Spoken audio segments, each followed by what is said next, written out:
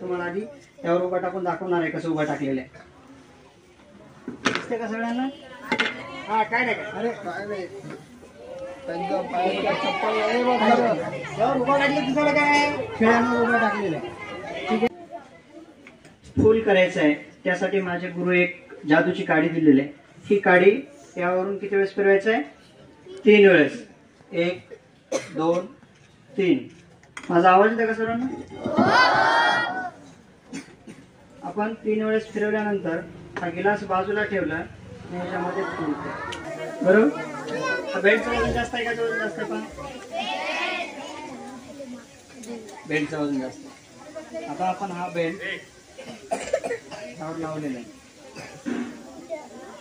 आता बेड लावल्यानंतर वजन जास्त झालं का कमी झालं? त्या साईडला जास्त झालेलं आहे. या साईडला वजन खूप जास्त झालेलं आहे, या साईडला कमी आहे बरोबर. आता आपण काय करायचंय? जादूची काडी फिरवायची. किती वेळेस? 1 2 3. थांबलंय का? इथं कोणीतरी बोललं की चिटकवलं असेल बरोबर आहे. हे दुसरा बोट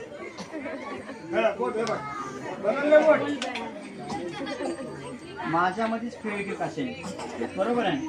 आता हा तुमचा विचार एक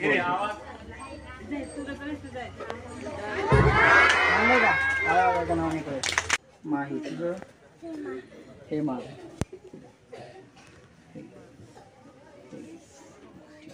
आपण 3 कापड दिलेले आहेत बरोबर आहे.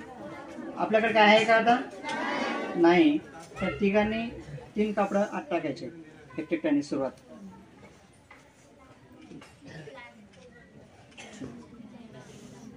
आता यांनी तिघांनी 3 कापड आत टाकलेलं आहे बरोबर. त्यावरून काय करायचंय? जादूची काडी फिरवायचंय. आता काय होईल सांगा तुम्ही? 1 2 3. काय होईल? तिरंगा होणार आहे. असं कसं काय? तुम्ही आणतात का तपस्याला माझ्यासोबत? नाही ना. चला काढा, एक जण काढा, दाखवा सर. 1 2 3. दोन्ही हाताने तेवढं साईडला टाका. आपण डोळ्याला हात लावून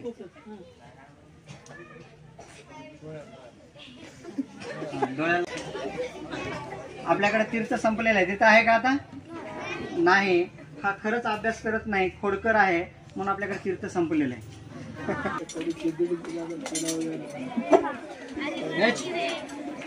1 2.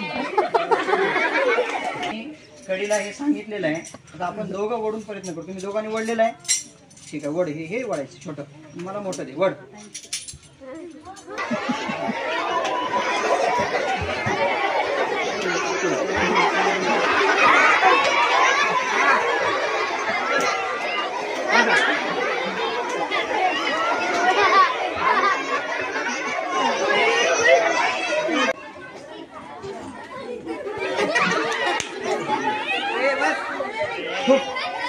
कर. खूप खूप जोरात. खूप खूप खूप खूप खूप.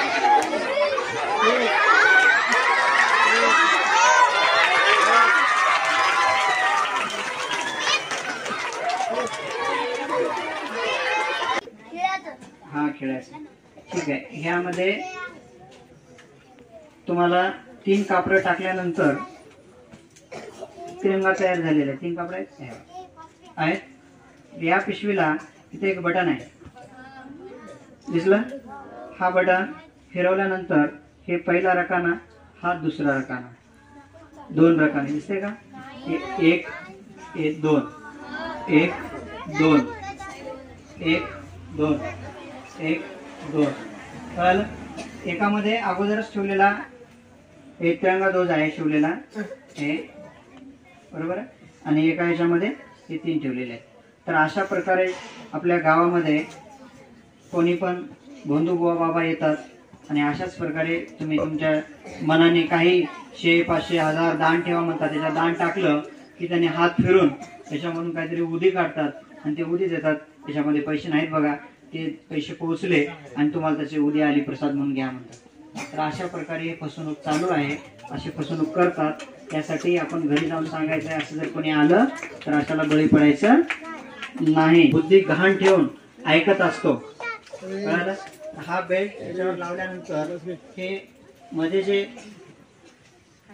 खड्डा आहे त्याच्यामध्ये जे अडकून बसून इथं उंच भाग आहे त्याला गुरुत्व मध्याचा सिद्धांत म्हणतात.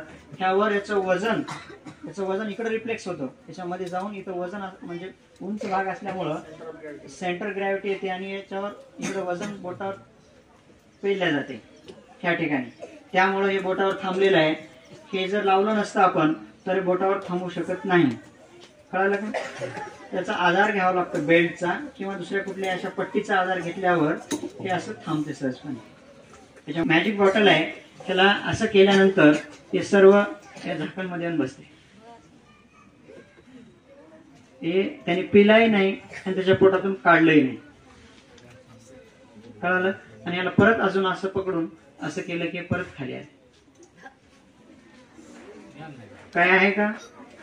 अरे वा, तीर्थ.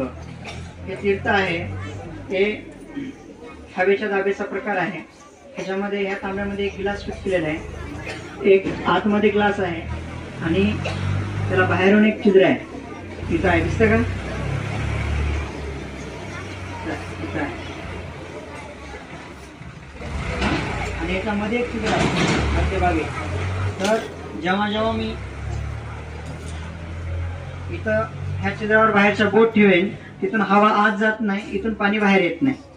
जेव्हा तुम्हाला मी नाव विचारतो, गाव विचारतो, 3 वेळेस फिरवतो, त्यावेळेस इथून बोट बाजूला सरकवतो, तेव्हा इथून हवा आत जाते आणि इथून पाणी बाहेर येते. ते पाणी कुठे असते माहिती आहे का? ह्या ग्लासच्या आणि ह्याच्या या डेऱ्यामध्ये मध्यभागी पाणी साठलेले पोकळी असते. आणि कुठलंही पाणी तुम्ही असं टाकल्यानंतर पाणी म्हणजे समान पातळीवर थांबते. असं पाणी खाली उंच वरचं नाही. कुठे पाणी टाका तुम्ही, ते पाणी एक लेवल येऊन थांबते. तसं एका लेवलमध्ये पाणी आत थांबलेलं असते. इथून बोट बाजूला सरकलं की इथून हवा जाते, आतमध्ये थांबलेलं पाणी त्याच्यामध्ये येत असते. परत आलं. अगोदर मी आल्यावर पाणी यातलं भरलेलं होतं, बरोबर आहे? ते पाणी भरून ठेवल्यानंतर या ग्लासमध्ये आणि या डेऱ्यामध्ये पाणी साठलेलं होतं. असे पाण्याचे प्रयोग करत असतात. असे बरेच लोकांकडे, भोंदूबा बाबाकडे असतात. ते लोक असं तोंडावर असं पाणी काढून जर मारलं की आपण आजार कमी होते असं गैरसमज आहे. त्याला तुम्ही बळी पडायचं नाही. जरा प्रयोग कुठला होता? कडीचा. लंगर बाबाला हमीद दाभोळकर सरांनी पकडलेला आहे 2007 ला. तर तेव्हा हे कडी टाकण्याची आणि काढण्याची टेक्निक आहे. माझ्या ट्रेनिंगच्या वेळेस मला 15 ते 20 दिवस लागले शिकायला. मी घरी आल्यावर रात्र दिवस शेट मध्ये आत टाकायचं आणि काढायचं प्रॅक्टिस करत बसलो होते. मला घरी काही दिवस पागल झाला म्हणले होते. पण हे आपण असं पागल व्हायचं की काहीतरी लोकांपर्यंत पोहोचण्यासाठी, लोकांना काहीतरी सांगण्यासाठी, लोकांसाठी, समाजामध्ये प्रबोधन करण्यासाठी पागल झालं पाहिजे. तर ही कडी आहे, ह्या कडीला सेंटरला घ्यायचं. हा हात सरळ, हा हात उलटा पकडायचा आहे.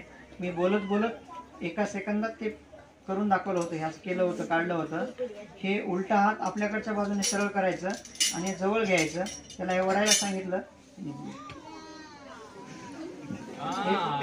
तुम्हाला हे टाकता येते आणि काढता येते. ठीक आहे?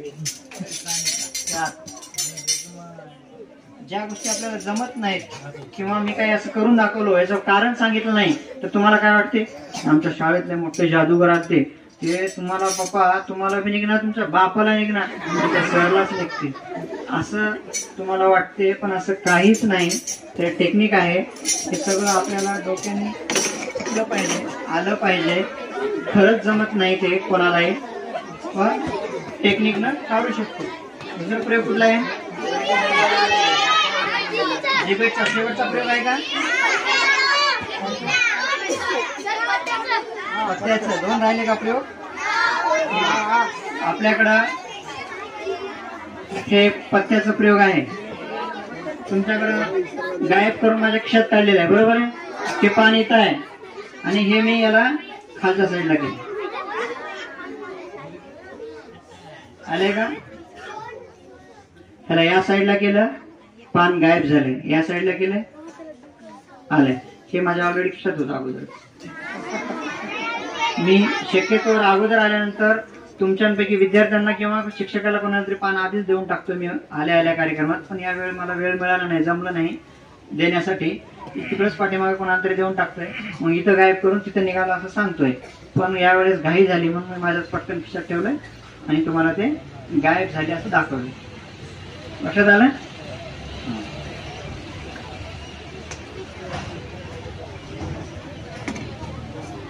दुसरा प्रयोग कुठला राहिला? जीबीचा. कुठलाही प्रयोग राहिला नाही ना आता? शेवट हे कडी आहे, हे तार आहे, हे माझ्या जिभेत टोचणार आहे तुम्हाला दाखवलं. पण ही एक कडी आहे, ह्यासारखीच माझ्याकडे दुसरी एक कडी आहे, हे दाखवलंय आणि हे घेतलं. मी उचलताना असं पकडलंय. तुम्हाला समोरून काय वाटलं? त्यांनी एवढी मोठी कडी दाखवलंय, असं कशाला विश्वासघात करतील आमच्यासोबत असं तुम्हाला वाटलं, आणि हीच कडी उचलला असेल असं समजून तुम्ही माझ्यावर विश्वास केलाय. परंतु तुमचा विश्वासघात असा झालाय, ही कडी माझ्या बोटाच्या आडवं पकडून असं टाकतोय असं सांगून हे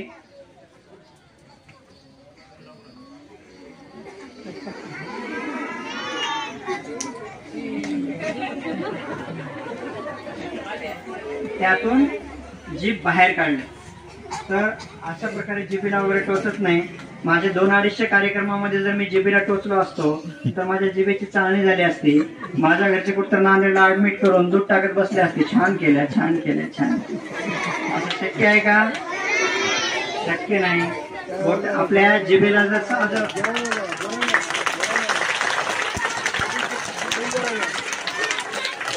आपल्या जिभेला जर साधं फोड आलं तर आपण 4 वेळेस मम्मीला म्हणतो, काय झालं काय झालं, फोड काय केलं जायला चाललं मला. म्हणजे एका फोडाला किती आपण घाबरतो, परेशान होतो. एवढ्यामध्ये आपण जिभेला कोणी टोचेल का? नाही टोचत. तर अशा प्रकारचे बंधू बाबा येतात, इकडून तलवार टाकून इकडून काढून दाखवतात, आणि बाकीचे काही इकडून टाकून इकडे काढल्यासारखं दाखवतात, आणि असं गावात फिरून आपल्याकडून फसवणुकीचा प्रकार करतात. तर त्यापासून सावध राहायचं आहे. कुठलीही हे मनोरंजन करत करत तुम्हाला विज्ञान समजावं यासाठी सांगलेलं आहे. आणि हे जे प्रयोग आहेत असे 3,500-4 हजार प्रयोग आहेत. तर कुठलाही प्रयोग केला तर तो वैज्ञानिक आहे, त्याला कुठलाच आधार जादूचा, मंत्राचा, तंत्राचा